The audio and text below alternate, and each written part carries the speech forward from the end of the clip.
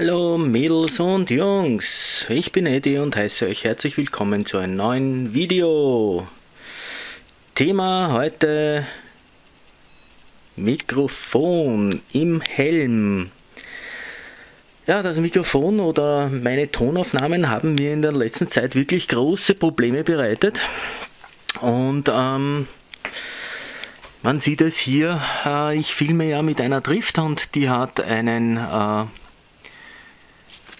Klinkenstecker, also einen Stecker zum Anstecken eines externen Mikrofons. Und natürlich habe ich ein Mikrofon, also Originalmikrofon zur Drift dazu gekauft. Ist aber das Problem, dass ich zwei Helme habe. Einmal den Nolan N43R, mit dem ich in der Stadt fahre, und einmal den Schuberth C3, das mein Turnhelm ist.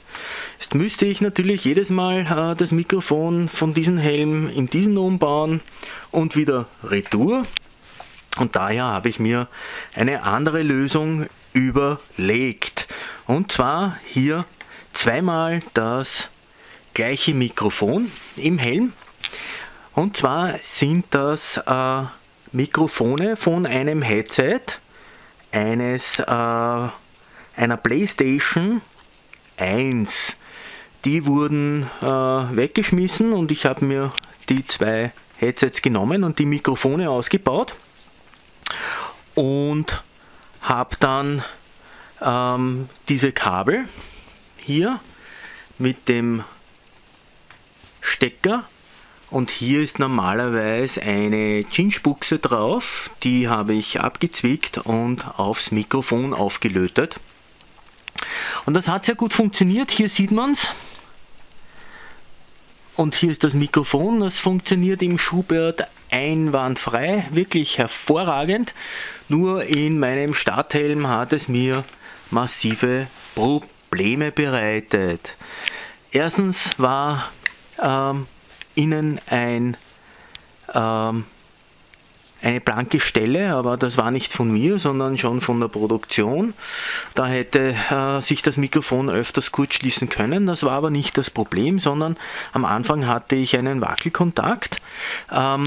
Später, wie ich dann diesen Stecker, der locker geworden ist, in der Driftkamera gelötet habe, habe ich mir gedacht, es ist erledigt, und habe dann mehrmals Videos ohne Ton gehabt. Und zwar aus dem Grund, weil ich diesen Stecker dann später, nachdem ich ihn eingesteckt habe, etwas bewegt, und da hat man gemerkt, dass es immer wieder kracht und Brechungen gegeben hat. Ich habe ihn dann mit einem Messgerät gemessen und bin drauf gekommen, dass der um ein Zehntel Millimeter dünner ist als die Norm, als zum Beispiel dieser Stecker hier, den ich mir jetzt gekauft habe, oder eben dieser Stecker hier. Und das hat verursacht, dass man eingesteckt hat, kurz einen Ton hatte und bei der nächsten Bewegung, Kopfbewegung oder den Helm, oder wenn man durch ein Schlagloch gefahren ist, der Ton weg war. Jetzt habe ich mir gedacht, okay, ich habe ja noch ein Kabel zu Hause, das habe ich aber dann nicht verwendet, das ist von einem Stereo, habe ein neu gekauftes genommen und dachte mir, okay, ich löte es gleich auf dieses Mikrofon auf und habe das eingebaut.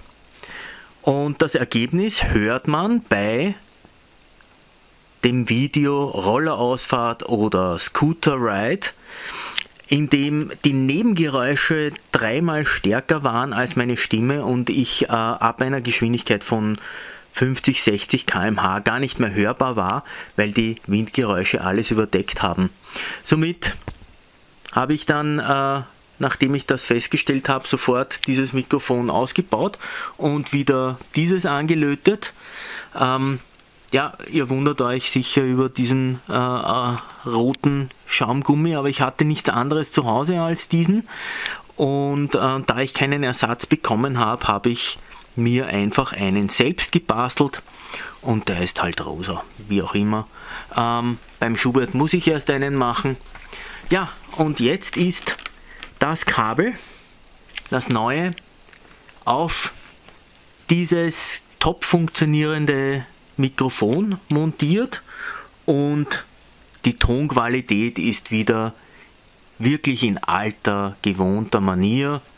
Top Ton, keine Windgeräusche oder so verschwindend gering, dass man sie kaum wahrnimmt. Und ja, dieses Mikrofon, was macht man mit so etwas? Wegschmeißen, ganz klar. Das landet im Müll. Und hier kommt noch ein Schaumgummi drauf. Und dann ist alles wieder in Ordnung. Ja, und natürlich, was macht man mit diesem Kabel? Ja, das kommt auch im Müll, aber vorher nimmt man das herunter. Warum habe ich das oben? Weil wenn man hier einsteckt und es würde jetzt kurz zum Regnen anfangen, dann dichtet der Stecker nicht ab. Und das ist von einem Ohrhörer, von diesen Mobiltelefon-Ohrhörern, ist das eine Gummimanschette, die man raufgibt, und das ist eine tolle Sache. Das dichtet hier rundherum so gut ab, dass auch im strömenden Regen kann man es verwenden. Wie auch immer, der kommt herunter und dann wird mit dem Kabel das gleiche gemacht. Weggeschmissen, ganz logisch, denn so etwas hebt man nicht auf, wo bei der Produktion der Stecker dünner ist, als er von der Norm vorgeschrieben ist. Ja, ich hoffe, ihr hört jetzt in Zukunft dann die Videos wieder mit voller Tonqualität, und ja, mir bleibt natürlich nur noch eines zu sagen, und das, wie immer, oben